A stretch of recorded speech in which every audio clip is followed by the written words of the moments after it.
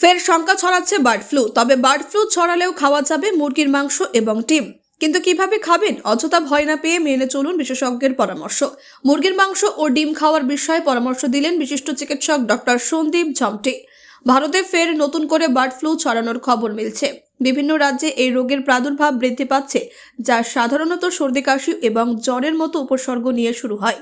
অনেকেই এখন মুরগির মাংস এবং ডিম নিয়ে দ্বিধায় রয়েছেন। এর মধ্যে বিশেষজ্ঞরা এই বিষয়ে সতর্কতা অবলম্বন করতে পরামর্শ দিচ্ছেন। বিশিষ্ট চিকিৎসক ডক্টর সন্দীপ ঝমটি জানিয়েছেন, বার্ড ফ্লু ছড়ানো ভয় থাকলেও মুরগির মাংস খাওয়া যাবে, তবে এটি রান্না করার সময় কিছু সতর্কতা অবলম্বন করা প্রয়োজন। মুরগির মাংসকে অবশ্যই 165 ডিগ্রি ফারেনহাইট তাপমাত্রায় রান্না করতে হবে, যা নিশ্চিত করবে যে ভাইরাস মারা যাবে। মুরগির মাংস এবং কাঁচা মাংসের হ্যান্ডলিংয়ের সময় বিশেষ সতর্কতা অবলম্বন করা উচিত। কাঁচা মাংস ধোয়ার পর ভালোভাবে তা ধুতে হবে এবং যে কোনো কিছু যা মাংসের সঙ্গে সংস্পর্শে আসে তা পরিষ্কার করতে হবে। মাংসের সঙ্গে হাত মুখে বা নাকে না নিয়ে যাওয়ার জন্য সতর্ক থাকতে হবে। ডিমের ক্ষেত্রেও সতর্কতা অবলম্বন করতে হবে। বাজার থেকে আনা ডিমগুলো ভালোভাবে ধুয়ে নেওয়া উচিত, বিশেষ করে ভিনিগার বা লেবুর জলে কিছুক্ষণ চুবিয়ে ধুয়ে নেওয়া উচিত। পাশাপাশি ডিম সংরক্ষণের সময় ফ্রিজের তাপমাত্রা দেখে নিতে হবে। রান্নার সময় ডিম পুরোপুরি সিদ্ধ করা উচিত, কারণ হাফ সিদ্ধ বা পোচ ডিম খাওয়া বিপজ্জনক হতে পারে। এই সময় মুরগির মাংস ও ডিম নিয়ে সঠিকভাবে রান্না ও সতর্কতা অবলম্বন করা মঙ্গলজনক এবং বিপদ থেকে বাঁচাতে সাহায্য করবে। জেনারেলি এবার তেলেঙ্গানাতে হয়েছে। তেলেঙ্গানাতে যে অনেক ফার্ম আবার বন্ধ করে দিয়েছে ওরা, যে ফার্ম রেস্ট্রিক্টেড করে। কিন্তু বার্ড ফ্লুটা কিন্তু মানে মুরগির মাংস খেলে বা ডিম খেলে কিন্তু বার্ড ফ্লুটা হয় না। এবার সেইটা বা যদি পাস্তুরাইজ মিল্ক খাই আমরা কোনো কাউ বা কারো, সেখান থেকে কিন্তু বার্ড ফ্লু হয় না। এই ভাইরাসটা হচ্ছে, ভাইরাসটার নাম হচ্ছে H5N1। এটা একটা ইনফ্লুয়েঞ্জা ভাইরাসের টাইপ। ইনফ্লুয়েঞ্জার যে সিমটমগুলো, সেই সিমটমগুলোই কিন্তু হবে, যেমন সোর থ্রোট, গলা ব্যথা, রানি নোজ, তারপরে এগুলো হচ্ছে বেসিক হয়। ঠিক আছে, এইটা ছড়ায় ওই ড্রপলেটের মাধ্যমে। ইনফ্লুয়েঞ্জা যেভাবে ছড়ায় সেভাবেই ছড়ায়, কিন্তু human two human contact, human two human transmission, সেটা কিন্তু খুবই কম রেট।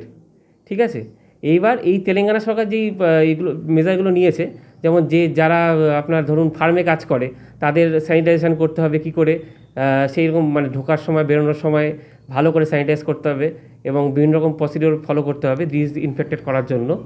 এবার যদি কোনো মুরগি বা কোনো পাখি কেউ মারা যায় ফার্মে, তার সঙ্গে সঙ্গে সেখানে খবর দিতে হবে। তখন সেখানে সে আলাদা প্রসিডিওরে সেটাকে করা হয়। তো এই হলো এই ভাইরাসটা, এটাই। হ্যাঁ, বলছি তারা বার্ড ফ্লু হয়েছে, মানে বার্ড ফ্লু বলছে তারা। বার্ড ফ্লু যদি কীভাবে, যদি কেউ মুরগির মাংস খায়? না, মুরগির মাংস তো আমরা অনেক গরম করে খাই, সেটা রান্না করা হয়, সেই টেম্পারেচারে সেই ভাইরাসটা থাকে না। যদি যেমন মিল্কটা যেন পাস্তুরাইজ করে খাওয়া হয়। ঠিক আছে, মিল্কটা যদি আমি ডিরেক্ট খাই, সেটাও কিন্তু প্রবলেম হতে পারে। এইবার ডিমও যেমন আমরা সেদ্ধ করে খাই, তো ডিম ক্ষেত্রে খাবারের ক্ষেত্রে কোনো প্রবলেম নেই, কিন্তু এভাবে কিন্তু ভাইরাসটা থাকে না সেখানে। এইবার এই জিনিসটা যদি আমরা সিমটমটা দেখতে পাই, ধরেন কেউ ক্যাটেল ওখানে কাজ করছে, কেউ ওই ফার্মে, হ্যাঁ, যদি ফার্মে কেউ কাজ করছে ধরুন, তার ধরুন এই সিমটমটা এভাবে হয়েছে, যে এই সিমটমগুলো দেখা যাচ্ছে, তখন তাকে আমরা এই ভাইরাসটা টেস্টটা করবো, RT-PCR টেস্টটা করবো। যেভাবে কোভিড যেভাবে টেস্ট করা হয় ন্যাসোফ্যারিঞ্জিয়াল সোয়াব নিয়ে বা থ্রোট সোয়াব নিয়ে, সেইভাবে সোয়াব নিয়ে তাকে টেস্ট করবো। তার পজিটিভ হলে তাকে আইসোলেট করে ট্রিটমেন্ট করা, একটা অ্যান্টিভাইরাল ড্রাগ আছে, সেটা দেওয়া হয়। বাচ্চা তাহলে ছোঁয়াচে রোগ, ছোঁয়াচে মানে আমি হিউম্যান টু হিউম্যান ট্রান্সমিশনের রেট খুব কম, কিন্তু যেমন যদি বার্ড থেকে যারা কাজ করছে ওখানে, তাদের কিন্তু হতে পারে এটা। যেমন একটা এফেক্টেড হিউম্যান থেকে হিউম্যানে, সেরকম রেট কিন্তু ইন্ডিয়াতে সেরকম দেখা যায়নি। ঠিক আছে, কিন্তু অ্যাকচুয়ালি এটা ড্রপলেটের মাধ্যমে ছড়ায় ওষুধটা। মুরগি যেমন আমি যদি ফার্মে যারা কাজ করে, তাদের তো এই মুরগিটাকে হ্যান্ডেল করতে মেনলি মুরগি থেকে হয় এটা। মুরগি কেন, যে কোনো পিজিয়ান মুরগি, কাউ থেকেও হতে পারে।